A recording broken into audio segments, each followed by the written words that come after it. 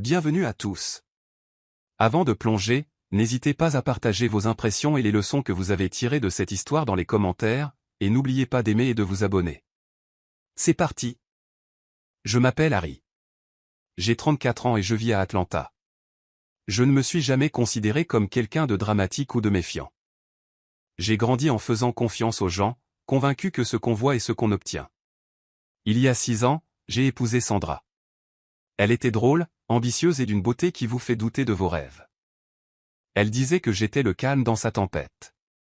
On construit une vie. Les offices du dimanche, les barbecues, les sorties à la plage avec des t-shirts assortis, et toutes les blagues qui s'accumulent quand on partage le même lit depuis des années. Je travaillais comme analyste système, je gardais la tête basse, je payais mes factures et je rêvais de vieillir avec Sandra. Elle travaillait dans le marketing, toujours pleine d'idées, son téléphone collé à la main, et ses amis dans toutes les villes. S'il y avait une fête, elle était au centre, rayonnante. J'aime être l'homme derrière son sourire. Pour quiconque était extérieur, nous formions une équipe. Même mes amis disaient, « Harry, tu as gagné le gros lot. » Je riais, je secouais la tête, mais au fond de moi, j'y croyais. Chaque matin, je me réveillais reconnaissant. Je lui préparais son café exactement comme elle l'aimait, de sucre, sans crème. Elle me tapotait le nez avec son petit doigt, et je pensais que c'était fini. C'est comme ça que le bonheur est censé être. Si quelqu'un m'avait dit que tout pouvait basculer en quelques jours, je l'aurais traité de menteur. Mais la vérité, c'est que la trahison a tendance à s'immiscer dans votre vie, lentement et silencieusement, jusqu'à ce qu'elle soit soudain partout, vous étouffant. Tout a commencé par un coup de fil. Sandra s'est précipitée dans le salon, les yeux écarquillés, la voix tremblante. « Harry, ma mère est malade. Elle est à Charlotte. Je dois y aller. » Il n'y avait aucune hésitation dans sa voix, aucune place au doute. J'ai pris sa valise dans le placard, je l'ai aidé à faire ses bagages, et j'ai même glissé son foulard préféré dans la poche latérale. C'est dire le niveau de confiance qu'on avait en ma femme. Nous avons roulé ensemble jusqu'à l'aéroport Hartsfield-Jackson. La voiture était pleine de nervosité, mais je me suis dit que c'était pour sa mère qu'elle s'inquiétait. Elle m'a serré la main avant de passer la sécurité et m'a dit « Je t'appellerai à l'atterrissage ». Je l'ai embrassée sur le front et je l'ai regardée disparaître dans la foule. Pour la première fois depuis des années, j'ai ressenti un frisson dans les os, mais je l'ai repoussé. Ce soir-là, j'ai fait cuire des restes au micro-ondes et j'ai consulté mon téléphone. J'ai consulté Facebook par habitude, surtout pour me changer les idées. La mère de Sandra, qui postait toujours des photos de groupe à l'église, venait de publier une vidéo d'anniversaire, où elle souriait largement, entourée d'amis, saluant la caméra. Mais quelque chose clochait. L'étiquette de localisation indiquait Miami Beach. Pas Charlotte.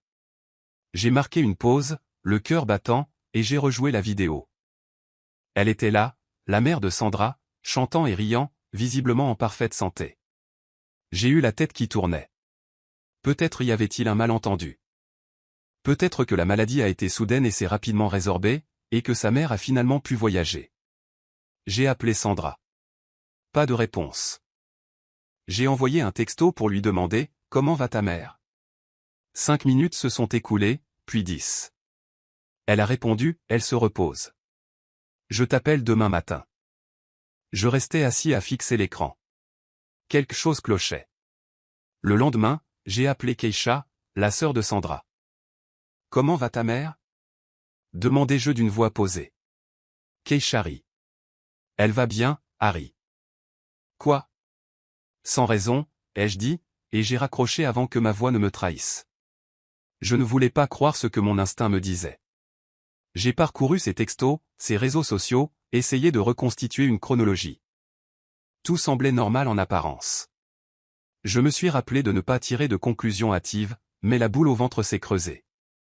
La nuit suivante, j'ai remarqué que Sandra avait oublié son iPad à la maison, ce qui lui arrivait rarement. Je l'ai pris en me disant que j'allais juste le charger pour elle. Mais quand j'ai appuyé sur le bouton d'accueil, ces e-messages sont apparus. Je me suis dit de ne pas fouiner. J'ai échoué. Ma main tremblait tandis que je parcourais le document. Là, enfouis sous d'innocentes conversations, se trouvaient les messages d'un contact enregistré sous le nom de D. Warren.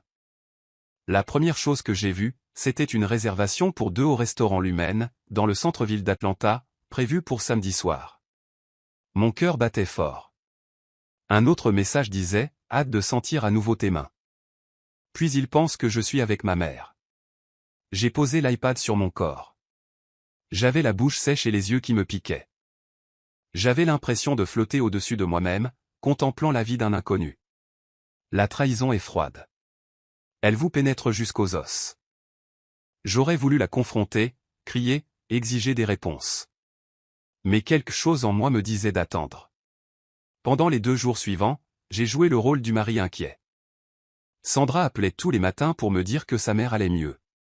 Je faisais semblant de la croire, d'une voix douce. Au fond de moi, je me décomposais. J'ai à peine dormi. Je suis allé travailler, j'ai fixé des écrans, j'ai hoché la tête pendant des réunions que j'ai à peine entendues. Vendredi, Sandra m'a envoyé un texto. Je reviens samedi soir. Je t'aime. J'ai écrit, je t'aime aussi, puis j'ai supprimé le message, fixant le curseur clignotant, et enfin, je l'envoie, bon voyage. J'ai fait mes propres recherches. Le vol qu'elle prétendait prendre n'existait pas. J'ai vérifié la réservation d'hôtel jointe au message de Deo Warren. Hôtel Langford, chambre 409.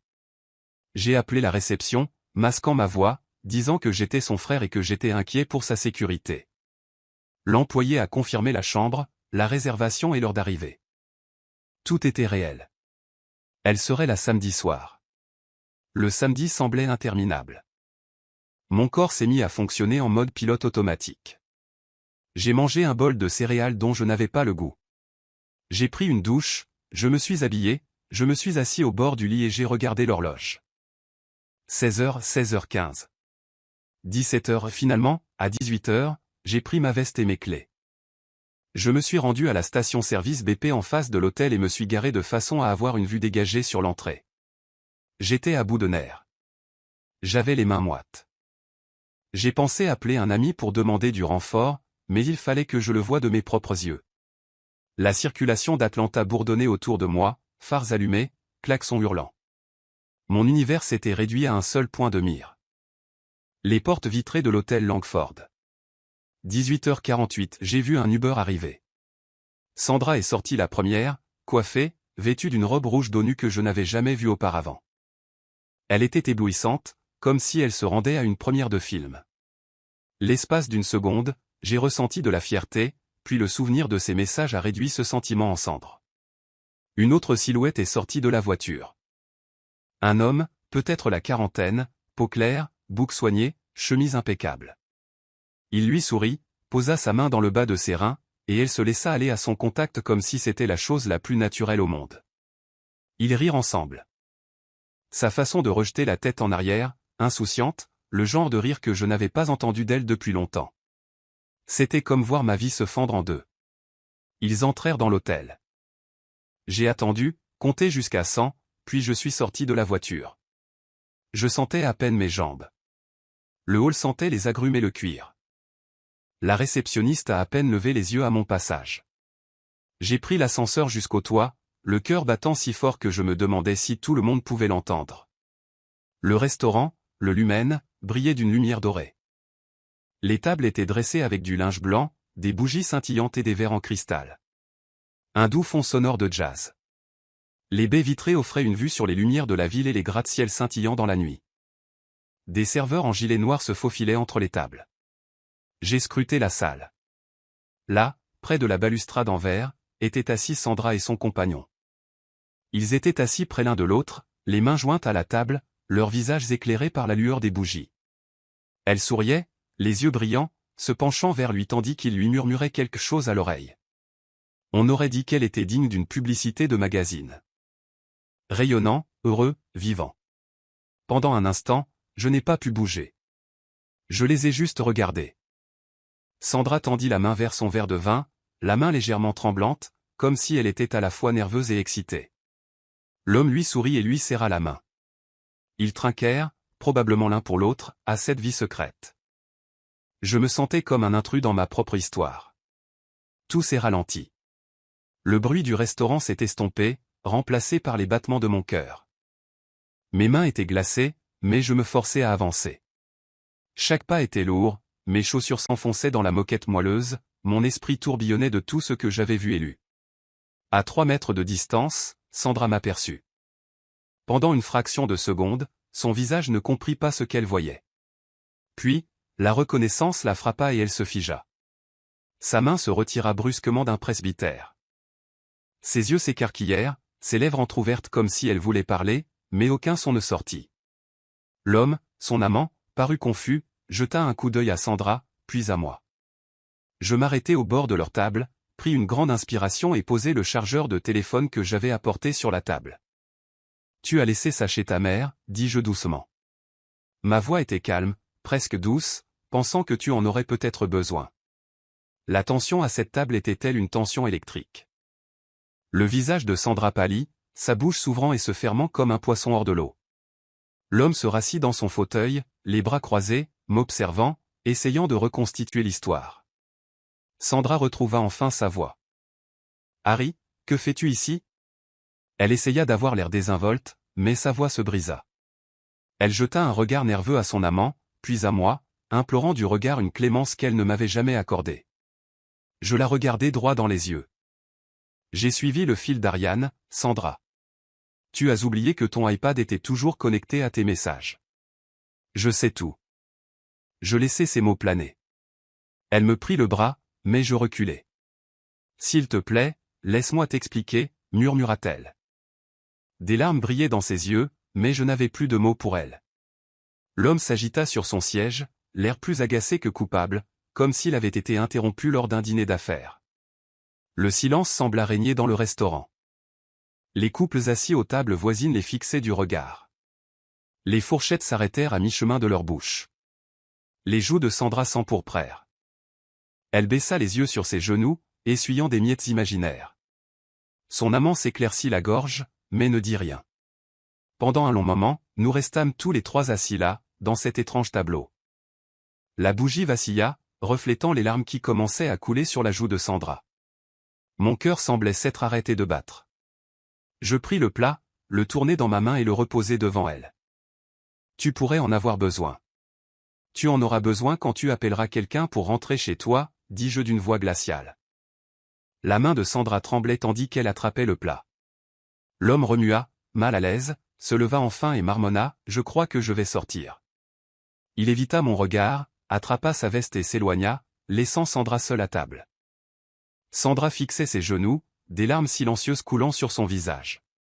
J'aurais voulu ressentir quelque chose, de la rage, de la satisfaction, n'importe quoi, mais il n'y avait que le vide. Je me suis retourné, je suis sorti du restaurant et je n'ai pas regardé en arrière. La descente en ascenseur m'a semblé durer 1 heure. J'avais les jambes engourdies, l'esprit s'emballait. Les lumières de la ville me semblaient cruellement brillantes lorsque je suis sorti sur le trottoir. Les rires et la musique provenant du toit s'estompèrent derrière moi. De retour dans ma voiture, je restai assis en silence un long moment. Mon téléphone vibra. Sandra m'appelait sans cesse. Je laissai sonner, les yeux rivés sur la silhouette d'Atlanta. Finalement, je rentrai chez moi, la ville défilant dans un flou. J'ai changé les serrures le lendemain. J'ai emballé les affaires de Sandra et je les ai laissées dans le garage. Quand elle est arrivée, les yeux bouffis, je lui ai tendu une enveloppe Kraft contenant les papiers du divorce. Je n'ai pas dit un mot. Elle a essayé de parler, mais j'ai fermé la porte avant qu'elle ait pu terminer sa phrase. 2 semaines plus tard, j'ai appris par un ami commun que l'amant secret de Sandra était marié. Sa femme a tout découvert cette nuit-là au Lumen. Elle l'a mis à la porte avant le lever du soleil. Sandra a essayé de me joindre, m'a envoyé de longs SMS d'excuses et des messages vocaux, mais j'ai bloqué son numéro. La maison était à mon nom, mais les dettes étaient à elle. Elle a emménagé chez une amie. Il n'y a eu ni conclusion cinématographique, ni discours émouvant. Juste le bruit de la porte d'entrée qui se refermait derrière elle, le bourdonnement discret de ma maison vide, et le sentiment que le pire était enfin passé. Si vous avez aimé cette histoire, aimez, commentez et partagez cette vidéo avec vos amis. Abonnez-vous et activez la cloche de notification pour ne rien manquer d'une histoire marquante.